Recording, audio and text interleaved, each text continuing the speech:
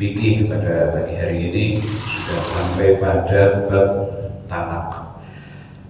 Faslun qala musannif rahimahullah ta'ala wa nafa'ana bihi wa bi ulumil amin. Teks dari kita baca ini setidaknya itu adalah mengharap keberkahan dari sang pembuat kitab ini. Maka saya bacakan qala musannif faslun fi ahkamit talaq. Pasal ini menjelaskan tentang permasalahan talak. Nah, yang dimakan talak itu bahwa lughatan halul qaidi, yang namanya talak secara bahasa itu adalah melepaskan ikatan. Itu bahasanya itu seperti itu. Sedangkan wasyar'an, adapun ketika kata talak diberlakukan secara khusus dalam bab fikih, di dalam kacamata syariat itu yang dimaksud adalah ismun lihalli qaidin nikah. Ya, ismun. Jadi kalau tadi secara bahasa itu yang penting itu adalah melepaskan sebuah ikatan, berarti kalau hewan kemudian diikat itu ikatannya ke kayu ataupun ke tiang. Kalau secara bahasa ini ketika dilepaskan itu ya namanya bisa kita sebut dengan kita talak, kita lepas, maksudnya ikatannya kita lepas secara bahasa. Tapi kalau di dalam syariat ketika kita katakan ada kata talak, maka yang dimaksud itu adalah ismun lihalli qaidin nikah. Itu adalah nama sebuah perbuatan atau tindakan untuk apa? Untuk melepaskan ikatan pernikahan. Maka itulah talak. Wa yushtaratu linufudhi, disyaratkan di dalam talak itu ada syarat yang pertama at-taklif. At-taklif itu berarti yang mengatakan talak itu sudah mukallaf, katakanlah sudah balik ke atas, ya, sudah terkena beban syariat, itu mukallaf. Terus kemudian yang kedua wal ikhtiyar. Wal ikhtiyar itu atas inisiatif sendiri. Dalam keadaan normal yang diartikan atas atau punya inisiatif orang itu. Ya. Jadi artinya ketika talak itu dikatakan oleh anak kecil misalnya, ya, anak kecil, maka kan ukuran nikah itu nggak ada harus sekian tahun sebetulnya. Cuma pandangan negara atau pandangan pemerintah itu perlu diatur karena ada kasus-kasus di mana ketika seseorang itu belum siap secara mental, kemudian sering terjadi permasalahan-permasalahan dalam berumah tangga. Maka pemerintah itu kemudian ada aturan-aturan umur, kan seperti itu. Tapi sebetulnya syarat syariat kan tidak ada. Gitu. Artinya ya apa itu kadang-kadang orang kalau belum punya mental itu belum siap, sehingga mengalami permasalahan kecil aja itu kemudian dibesar-besarkan. Maka dicontohkan di dalam kitab itu bisa kalau ini masih belum cukup secara hukum taklif syariat. Kemudian dia berkata, besok kalau kamu sudah umur 15 tahun misalnya, ya, nanti saya ceraikan. Nah, maka talaknya itu nggak sah. Ya, orang dulu itu kan biasa, wanita umur masih berapa tahun, katakanlah baru tamat SD, lulus SD, kemudian nikah, ya nggak apa-apa. Orang dulu ya, nah, itu kan tetap sah. Kalau nggak sah sekarang kita itu siapa? Orang dulu itu seperti itu, tamat SD itu sudah ada yang menunggu. Nah, jadi waktu kejadiannya itu sudah harus mukallaf. Yang kedua itu tadi syaratnya ikhtiar. Artinya ikhtiar itu memang yang mengatakan talak itu punya inisiatif. Artinya atas kehendak sendiri. Artinya juga berarti tidak boleh karena dipaksa. Talak itu nggak boleh karena dipaksa. Tapi kan saya dipaksa oleh orang tua saya misalnya. Tingkat paksaan itu itu ada ukurannya. Ketika mengancam jiwa misal sehingga tidak mampu melawan kayak gitu, kalau selama masih bisa menghindar, nah, maka itu tidak termasuk orang yang dipaksa. Nah, kalau misalnya kayak gitu kan. Nah, secara umum kan yang namanya talak itu termasuk sesuatu yang paling dibenci sama Allah. Jadi barang halal tapi dibenci sama Allah itu adalah talak. Halal boleh tapi tidak disukai sama Allah. Itu namanya talak. Nah, terus kemudian wa amma sakron. Nah ini sakron itu orang yang mendem, orang yang mabok. Orang mabok itu kan tetap ya, kalau misal mestinya itu seberapa persen itu sebetulnya ada kesadaran, ada tingkat sadarnya sebetulnya, cuma didominasi oleh ya, apa keadaan di mana itu kemudian apa ya, pusing atau apa nggak tahu itu. Yang jelas misal pun terucap kata-kata talak tanpa bisa diartikan selain talak, maka tetap sah. Itu tetap sah. Tujuannya mu'ubatan lah. Itu adalah hukuman bagi mereka karena berani mabok. Jadi makanya kemudian kan ada di hadis itu salah jadduhunna jaddud wahazhunna jaddud. Jadi ada 3 perkara yang ketika dilakukan dengan sungguh-sungguh dia tetap jadi, ketika sambil guyon dia tetap jadi. Artinya tetap sah. Itu isinya itu adalah an-nikah yang pertama, yang kedua adalah talak, yang ketiga adalah rujuk. Iya, kayak misal sinetron kemudian ada wali, ada kedua mempelai ya, nah, rukun nikah terpenuhi misalnya kayak gitu kan, ada saksi misalnya, kemudian angkat dua wazawaj dua titik bintang titik nabi mahri sekian rupiah misal, biar satu mobil itu misal, itu ya jadi itu seperti itu. Kalau sampai semua syarat itu terpenuhi, jadi kan wali, terus kemudian pihak pengantin salah satunya ya, itu ada, terus kemudian syahidan atau kedua saksi, kemudian sihot itu redaksinya itu ada, itu dengan dia jadi begitu pun itu kan kalau misal dikatakan itu sinetron kan sebetulnya istilahnya candaan. Dalam arti candaan itu mereka mengkondisikan itu seolah-olah itu bukan sebenarnya, walaupun bukan sebenarnya, tapi kalau rukunnya itu tercapai maka sah. Makanya harus hati-hati di sini. Karena itu mau sinetron harus sinetron. Ya Allah, masih satu ya. Ya Allah. Terus ini tadinya itu orang mabok juga. Oh, saya nggak beneran kok, tapi tetap jadi itu. Makanya harus hati-hati itu. Memang itu hukumannya orang yang berani menghilangkan akalnya sendiri, itu seperti itu. Ya.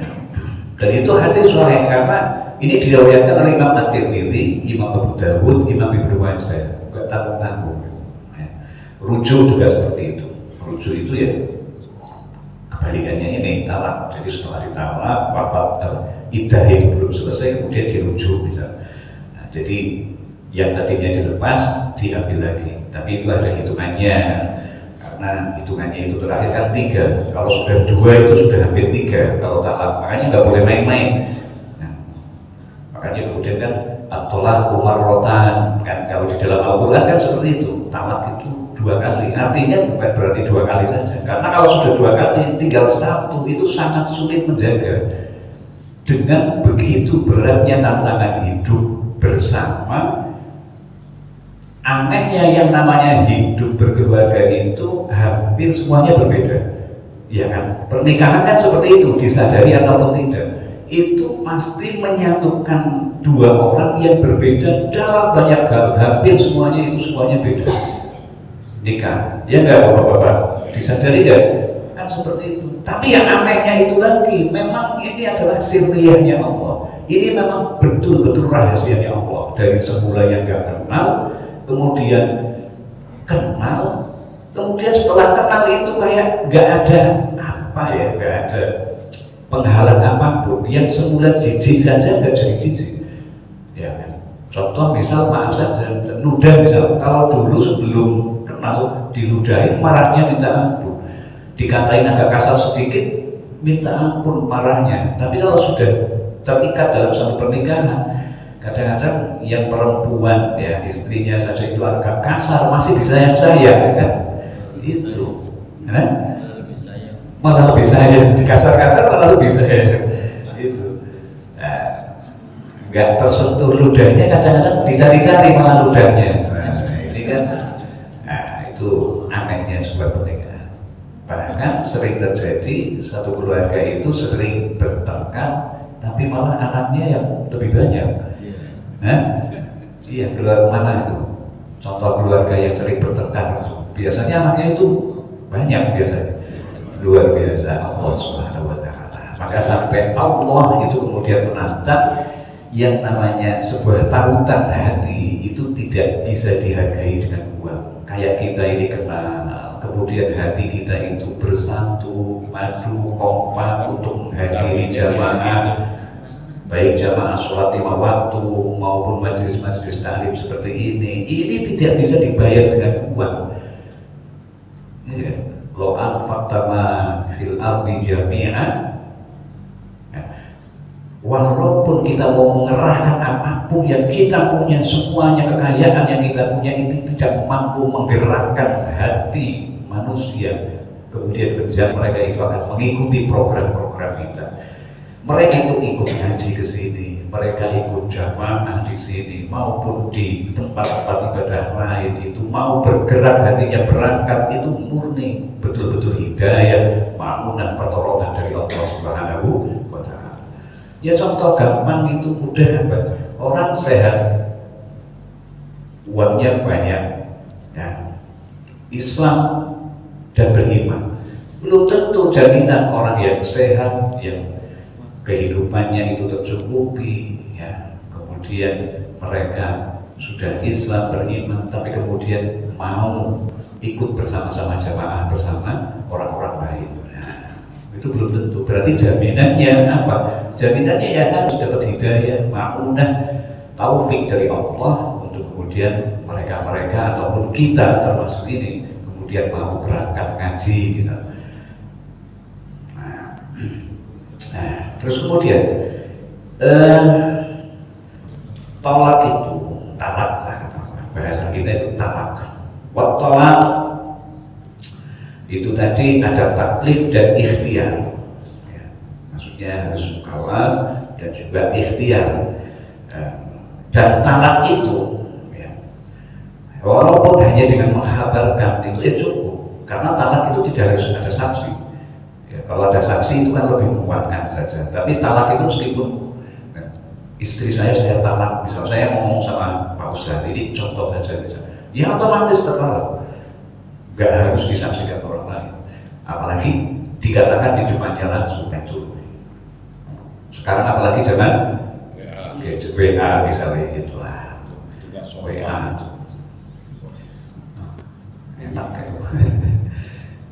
Ya Allah, segala dimudahkan sekarang ya Pak ya.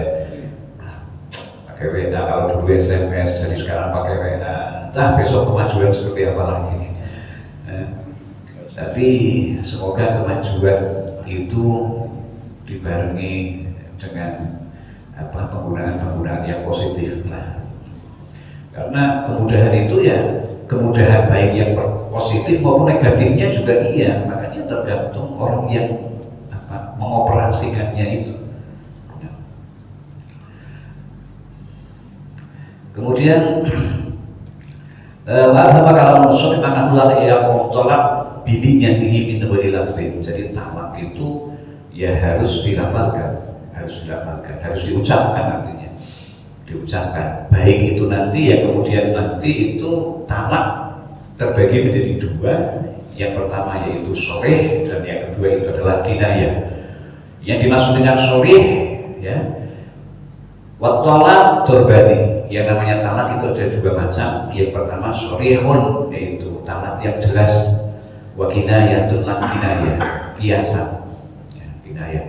Jadi berupa sindiran.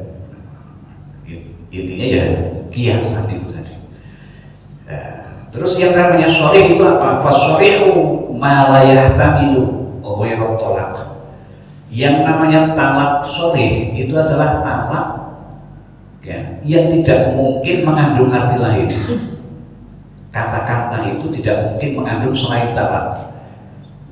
Contoh misalnya, oh kita bisa. Nah, bisa itu kan masih memungkinkan bukan talak kan.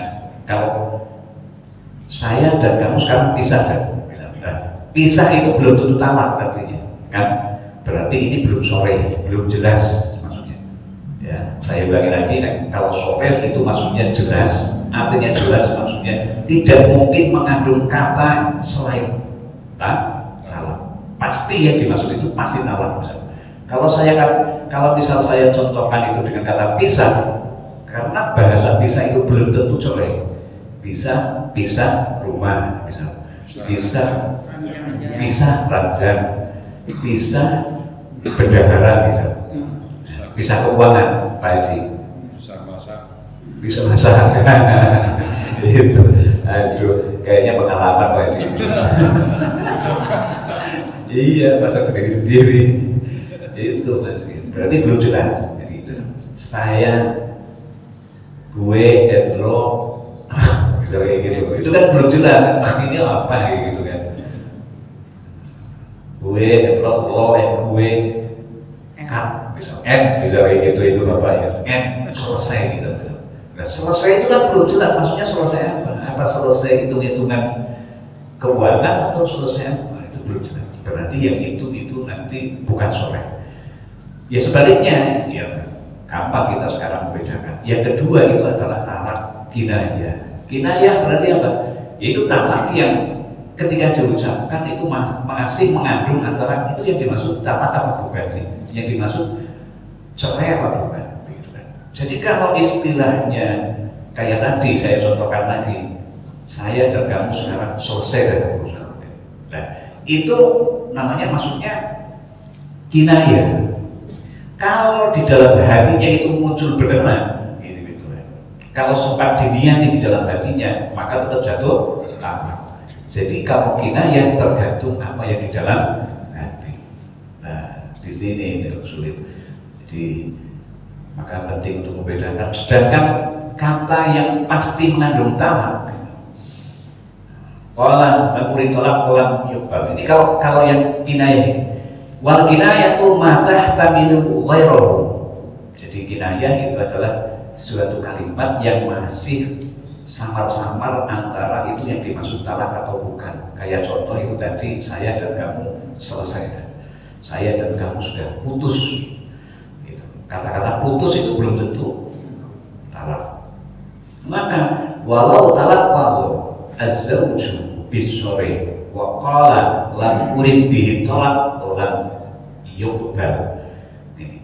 Kalau sharih ya jelas tadi itu, saya talak kamu misalnya, itu ribut dalam keluarga misalnya, karena tidak bisa mampu mengendalikan situasi, kemudian rewel dari bilang kayak gini masih aja diulang-ulang, saya talak kamu, malas saja. Nah, maka terus kemudian beneran kayak gitu, orang tuanya datang ya dari istrinya misalnya, kamu talak istrimu ya, anakku ini ditalak ya, enggak, tadi saya coba lagi marah, emosi dan lain sebagainya, lam yuqbal. Kalau kata-katanya sudah talak, karena talak itu enggak mungkin selain itu, kan?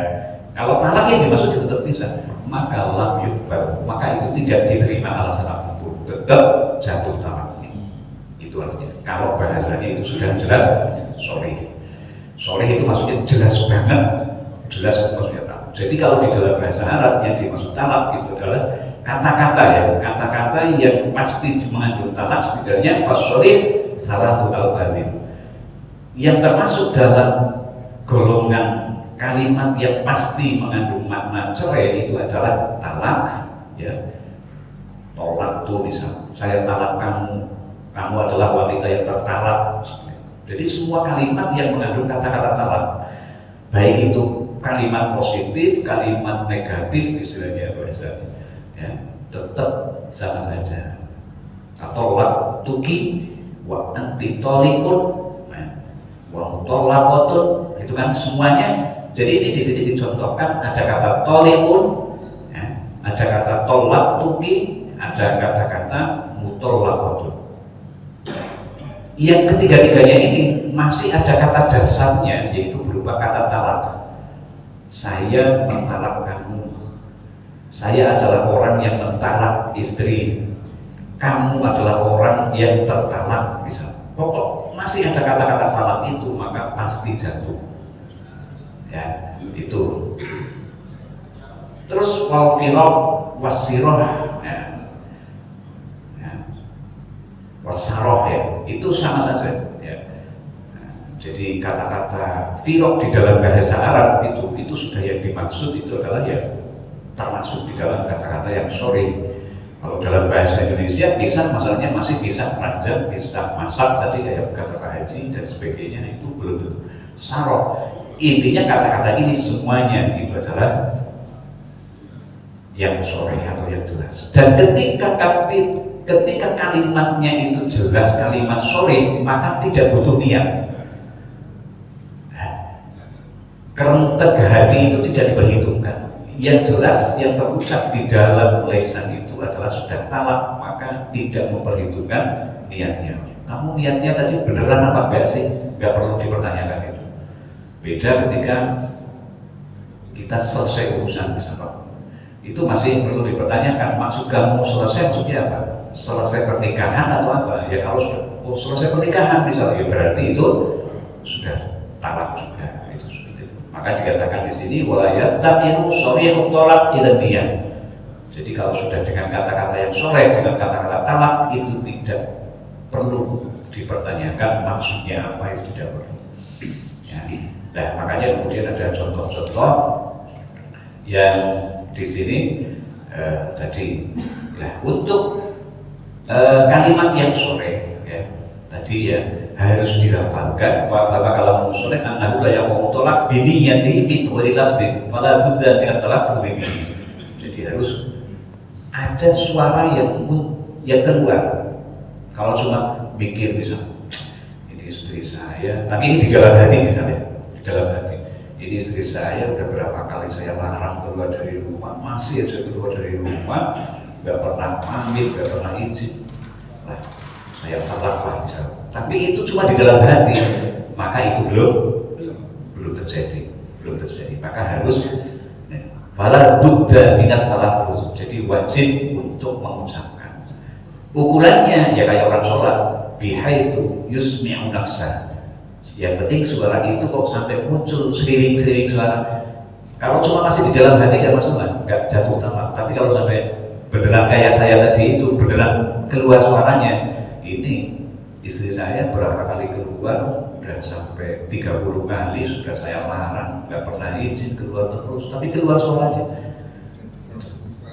Nah saya talak saja, ya berarti jatuh itu tahu. Kalau sampai keluar, makanya ayus bima nafsa. Jadi sampai dirinya sendiri kok dengar suara itu, maka itu sudah diperhitungkan. Ya sama dengan orang sholat itu. Orang sholat itu kan ada istilah rukun qalbi, rukun qauli, rukun fi'li. Ya. Jadi kewajiban di dalam sholat itu terbagi menjadi 3. Ada yang dilakukan oleh hati, ada yang dilakukan oleh lisan, ada yang dilakukan dengan gerakan. Nah, khusus yang dilakukan dengan lisan itu ya berarti lisannya itu harus keluar suaranya. Membahasa di dalam sholat ya harus keluar suaranya. Cuma volumenya juga diatur. Volumenya yaitu bihaitsu yusmi'u nafsa, yaitu ukurannya sampai dirinya sendiri itu dengar. Nah kalau volumenya ditingkatkan nanti terlalu kencang suaranya jadi mengganggu yang lain. Jadi ukurannya memang dirinya sendiri yang dengar itu. Nah, itu diantaranya. Kemudian wa ilam yasma' bil fi'li wa lam kulin fala yaqum bi tahniq al-yasdani min wa ajis bi nafsihi, itu tadi sudah. Terus kemudian ini la yaqum isyaratun bi isyaratin natik wa in fahimaha kullu hadin ka qala lahu talqini fa asyara bi yadihi al-hibi atau bi asabihi al-thalath. Jadi harus diucapkan itu. Nanti beda ya masalah yang tadi saya katakan, nanti kan ada yang talak dengan cara SMS misalnya atau japri misalnya kalau zaman sekarang itu, karena nanti intinya bahwa yang japri talak lewat SMS lewat kalau sekarang itu beda misal itu maksudnya kinayah ya. Saya menjelaskan tentang yang diucapkan secara langsung itu, kalau memang berupa ucapan ya harus keluar suaranya. Terus kemudian kalau misal dengan apa? Dengan isyarat misal ini begini contoh, dengan isyarat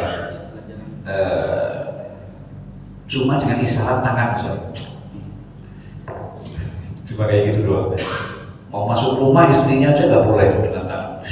Misal ini sudah terjadi pertengkaran sekian lama berbulan-bulan lah kayak Gaza misalnya, kayak Gaza. Setiap kali istri mau masuk rumah, setiap kali itu kayak gitu. Itu kan bingung pikirannya, maksudnya apa? Saya nggak boleh masuk rumah saja, atau memang saya sudah nggak diinginkan? Katakanlah apa memang saya sudah ditaat sehingga nggak boleh masuk rumah? Kalau cuma masih begini-begini terus, setiap kali cuma begini-begini terus, itu tetap belum dianggap talak. Walaupun berkali-kali lah, katakanlah bertahun-tahun setiap kali ke rumah cuma dibus-bus seperti itu tetap. Nah, karena apa? Karena orang itu mampu berbicara, kenapa harus dengan isyarat? Makanya li'anna ujulahu 'anil lafzi ila isyarati yubhamu annahu ghairu qasidin talaq. Karena kalau dia sebetulnya bisa bicara, tapi kok cuma bus-bus saja, atau katakanlah cuma pintu gerbangnya ditutup terus, ketika diketok nggak pernah keluar, nggak pernah dibukakan pintu, itu belum termasuk tamu. Kalau masih tahu ada orang ketutup pintu itu udah berbulan-bulan kayaknya dilamar malah itu ditawarin malah. Nah, tapi itu karena masih maksudnya nanti kinayah itu masih belum jelas. Jadi dengan keadaan seperti itu, ketika ada istri digusar, pakai tangan nggak boleh masuk jalannya, atau katakanlah gerbangnya selalu ditutup padahal ada orangnya dan sebagainya, itu menunjukkan bahwa dia nggak serius pengen tahu. Makanya dikatakan di sini bahwa dia mampu bicara, tapi kok dilakukan dengan isyarat-isyarat seperti itu menunjukkan ketidakseriusannya untuk talak. Makanya tidak dianggap. Kemudian wa'ama isyaratul akhras, nah, beda lagi kalau orangnya memang bisu. Nah, kalau orang bisu kan memang bisanya seperti itu, ditunggu kapan bunyinya talak ya nggak pernah akan terjadi karena orangnya bisu. Jadi orang bisu itu isyaratnya itu sudah dianggap seperti sorenya orang normal. Orang normal itu seperti itu. Nah itu diantaranya. Ada mulai jam 6 ini. Kayaknya kita teruskan untuk